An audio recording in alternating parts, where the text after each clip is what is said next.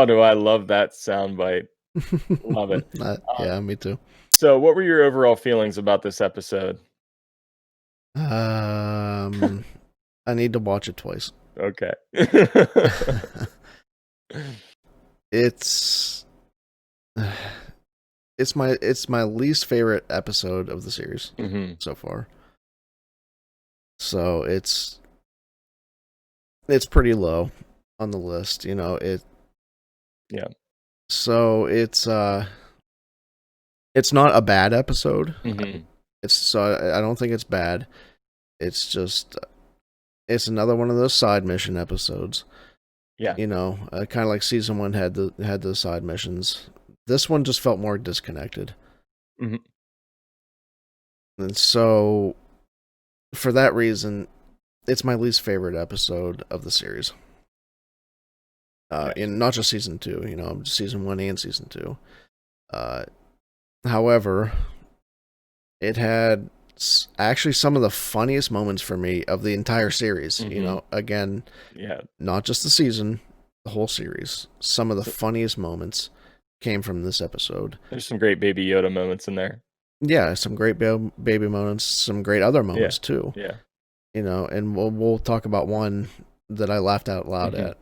But so it's a weird juxtaposition of like the best and some of the lower points. hmm Yeah.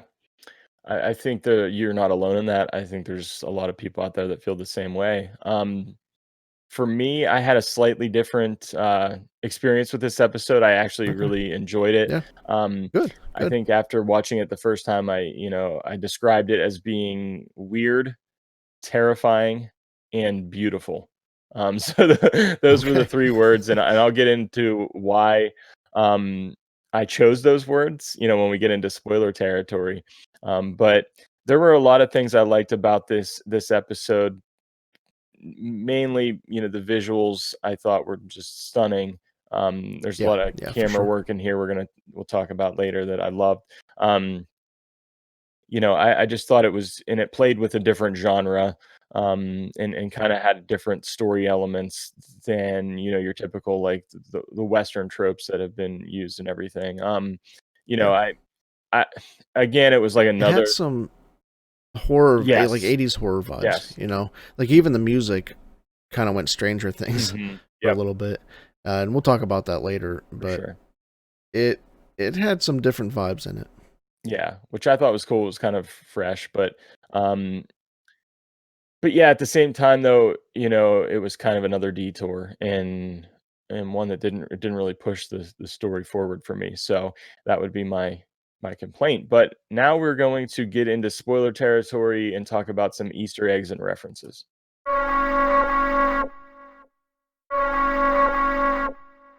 So, first of all, we went back to kind of this episode picks up right where the last one left off, and I did really enjoy that opening scene.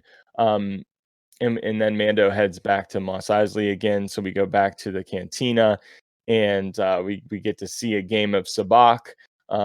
So I thought that was just a cool little Yeah, reference in there. real quick before we get back to the cantina, the one of those moments that I mentioned before, the high moments came from this scene, Yeah. with the Raiders and the whatever they were.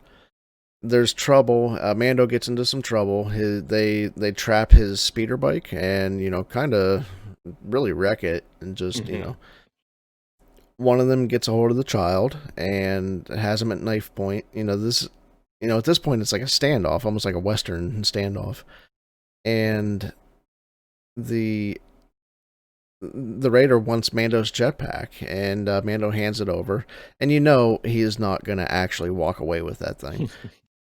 But he gets the jetpack, hands over the child, walking away. Mando remotes the jetpack and just Yeah. shoots the guy. Yeah. And, I laughed out loud. I loved it.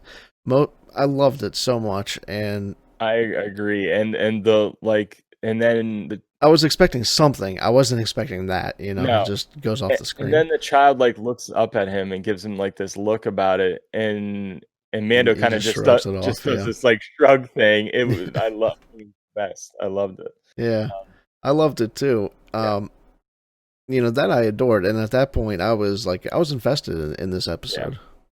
I mean, I've really loved the opening scenes of both of the episodes so far. Just the Yeah, kind yeah, of like an opening action yeah. scene. I've enjoyed. Um, yeah, so then we go to Mos Eisley. We have Sabak, the cantina, and then they were cooking the crate dragon meat in a way that reminded me a lot of Ronto roasters in Galaxy's Edge, actually. Kind of like using the engine or whatever it was to cook that. So Yeah. I don't know how would I thought I thought that was great. I thought that was funny. Yeah. yeah. Now, how would you eat your crate dragon? Medium well. I mean, I don't know, Medium well. medium well. That sounds good. Yep. um, so and I think let's just blend our highs and lows with our Okay. Easter eggs and references as we move through this episode. Um, so we get this fantastic X-wing chase sequence, basically, and um, I think I felt a lot of tension in this scene where like the New Republic X-wing pilot is kind of asking him these questions, asking him to give like a ping, um, and it was just very tense. And the way Mando handled it, he's like, "I'll get right on that," and that whole thing. Yeah. But then we get our S foils in attack position, um, which I thought was cool, and then Mando's Yeah. just go ahead. What were you gonna say? No. Yeah, it was cool. Yeah, it was cool. And and then we see just Mando just trying to It get just out of takes there. off. Yeah. Yeah. And so he comes into the snow ice planet, which we thought maybe this is a Ilum, maybe this is or could it be a planet we Remember what we said back then? yeah, Could be a planet that might we be a never planet that we never heard never of. Could just be a planet. yes, which seems to be the case. Hmm. But one of my high points of this episode was this chase scene, and Oh yeah, it was kinda going beautiful. through the ravines and Hmm. everything. I thought it was beautiful, like, film level. I mean, Yeah. I turned around and looked at, Keo, our buddy, and I was like, "Dude, how is this a TV show?" Hmm. I was just so impressed Yeah. with the visuals in that whole sequence. So, going back to the title, the title is, of course, The Passenger, and, Mando ends up having to basically take this passenger to I think is it Trask is the name of the planet? Yeah. Yeah. Um, and the deal is basically if he takes her there, then, her husband knows of Mandalorians on this planet. And so, he's trying to get to the Mandalorians and everything. Did you have any more thoughts on the passenger? She's obviously female and is carrying around Yep. some eggs, some offspring, possi Yeah. possibly. Um, I'm not a huge fan of the frog, Uh-huh. and Mando even calls her a frog, Right. which kind of Mhm. funny. Also, kind of kind of took me out. I don't particularly like when the elements of our world, real world names of creatures make it into the Yeah. story. I So calling her frog was I agree with that, yeah. yeah. It happens in other stuff. It happened in Aftermath, with Mr. Bones, who's kind of chasing after a moth. Mhm. I don't know. Just come up with a different name.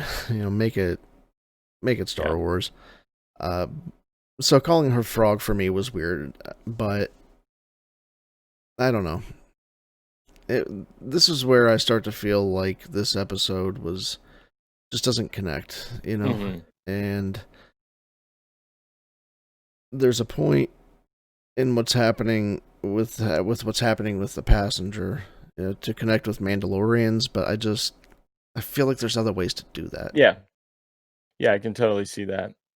Um, I don't disagree with you, and and then we kind of get to another. I don't know if this is a high or a low for me, this one, but so that we know that the child, likes to eat frog-like creatures as we saw in season 1, but he is fascinated with these eggs, you know what I mean? Like, he is, just he's pulled to them, and, I mean, maybe And at he's this point, I thought there was a significance to these. right. I thought there was a reason he was drawn to them, Uh-huh, but no. and there could be, but or it could be he just started eating them. He was just hungry. Maybe he was just hungry, and I mean, at that point, I was disappointed a little bit, Okay, he's just hungry. yeah. So I was this was kind of a low for me because it kind of was off-putting to me for him to be eating these eggs. I just was not a fan of that. I mean, it was comedic. Yeah, it was. Yeah. It Yeah. it gave Mando, another dad moment. He's just telling him, "No, don't do that again. No." Mhm. Uh, Yeah, so it gives him those dad moments, for sure. but yeah, it was maybe there is a significance to those eggs, and we just don't know it yet. But it feels like they were just a kind of plot device or not like a Mhm. joke. Sure.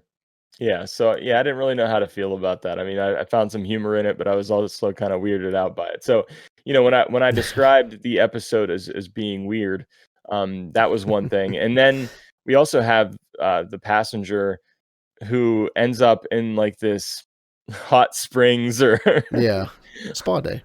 having a spa day. That was weird. I mean, I didn't mind it too much Yeah, because you right. you have some weird stuff in Star Wars, of Yeah. course, but I thought that was a little weird. Um, but I do want to also mention another one of my really high points of this episode, which was the use of the visuals, which I've already mentioned. I thought the visuals were amazing. Just the look Yeah, and yeah, feel of definitely. this episode, but then also the camera angles that were used. I mean, I'm not really, I don't know a whole lot about different camera angles on a technical side of things, but just there were a lot of different angles used. A lot like some shots looked a little bit angled themselves, like just kind of offset or crooked in a way. And I just thought it was beautifully shot. I thought the way they used the different camera angles was really awesome. So that was a high point. And then we get into the Krykna spider, which is another reference. Um, and this was actually a Ralph McQuarrie concept that Yeah, wasn't used for very Empire cool. Strikes Back because these things were supposed to show up on Dagobah, and they did make their way into Rebels, Yeah. and now Dave Filoni and Jon Favreau brought them back into here. So I thought there was a lot of suspense, and it was scary for me. It had shades of like Harry Potter, Oh yeah, I immediately thought of Harry Potter. Lord of the Rings with Shelob Mm-hmm. and everything, um, it also really felt like Alien in a way because, speaking of the child eating everything, he goes over because he's not allowed to have the eggs, so he's trying to find something else to eat, and there's all these, like, alien-looking pods and he's opening one up, eating this baby spider, and then they Yeah, all wait. I'm trying to think back. Like there's really no time gaps here. So like, when did he eat last? We Was it need to Sorgan? feed this kid, man, because Yeah. this is a problem. Come on, Mando, like, this is getting them into all he's kinds of trouble. yeah, Um he's trying to save him, but he's gonna starve him. Yeah, so, yeah, we need to feed him, get on that. Yeah. Um, but yeah, so it leads to all these spiders being hatched basically, and then mama spider comes out, and it was terrifying. I was a there was yeah. What were your thoughts? Um, I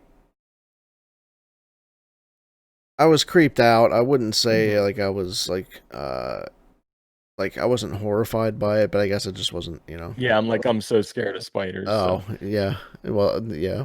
I wasn't like Mhm. scared, but for me it felt Yeah. really Harry Potter for me. Mhm. I just thought of Chamber of Secrets, and uh, I don't know. That's just the main vibe I got from it.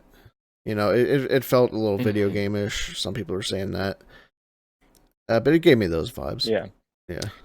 And so, they finally get back into, like, the cockpit, and then they're able to seal it off, and you think they're gonna be able to take off and get out of here, and then the big giant spider lands on top of the Razor Crest and just damages it even further, and Hmm. I'm like I was Razor Crest is pretty yeah, rough. and I was like, I mean, obviously, I know they're gonna make it out of this, but there were points in time where I was fearful. I was like, "What's gonna happen? How are they gonna get out of this?" And the spider just freaking drives its leg into into the ship, and I'm like, "How are they gonna get out of this situation?"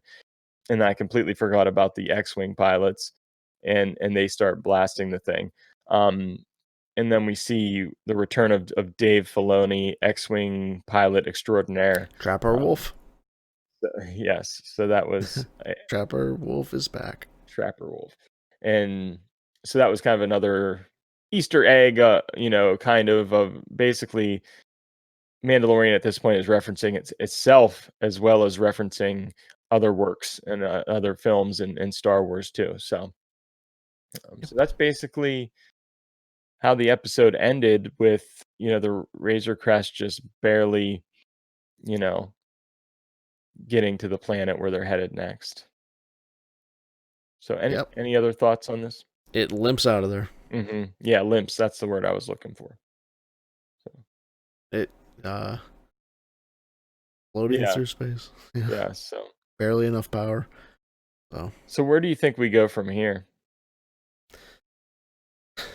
well, so here's another thing that disappoints me about this episode is I feel like it could have ended with, reuniting husband and wife, Hmm. uh, you know, getting a hint and then getting a hint where we're going next for chapter 11.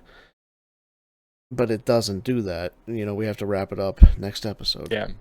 Uh I don't know. Hmm. It's a little annoying, I think, because as it stands right now, this little story arc just doesn't feel substantial enough to, you know, to cross over into another episode. Yeah. It feels like this is something they could have.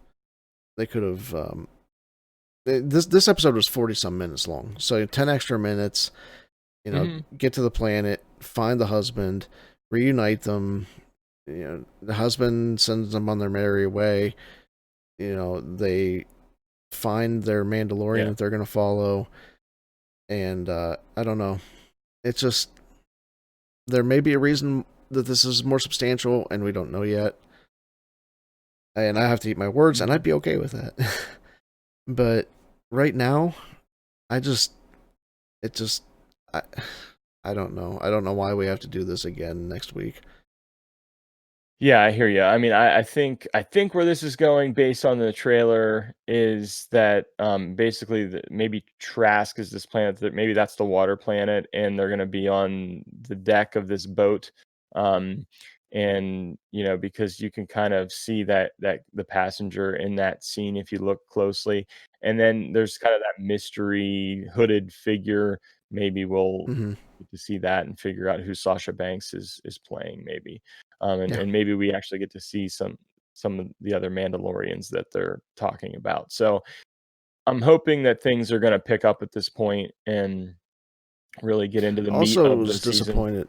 Yeah, that this had nothing to do with. I was hoping to see Gideon this episode. Hmm. You know, Hmm. perfect time to see what he's up to. There was nothing there. Right. I wasn't expecting any more Boba. I thought they'd take a break from him, Yeah. but I was really hoping to see Gideon this episode, Hmm. but nothing. Yeah. Yeah. So I mean, I was wondering where this season was going to go, whether we were going to have kind of these episodes where it's just the Mando and the child and they're on their journey, or if it was going to be more of an ensemble type thing this time around. But it seems like at least with episodes 1 and 2 we're still having that style of there being those detours and there being those side missions and Yeah, yeah, I'm okay with yeah, that. yeah, This one just wasn't. I love the first season's side missions. yeah, You know, This one just didn't do it. Fair enough. So, what would you give as your score of this episode? It's like a 7. It's not bad. It's just not great. Mhm. Just a little So disappointing. maybe it gets better with the second viewing. Yeah. Yeah, I'm gonna go with I'm gonna give this one an 8. Um, Mainly for the reasons of visual effects, it being playing with a different genre, like kind of playing with horror a little bit, it feeling a little fresh to me and different. It wasn't like based on, like Western tropes or anything like that, which I'm fine with, but it was cool just doing something that was a little different. Um, Yeah, and I enjoyed a lot of the stuff with the child and Mando and the action and everything. So yeah, I think I would land on an 8 for this episode. fair enough. All right. So being that this is episode 53, we are about to celebrate our anniversary of being a podcast and looking back at then and now.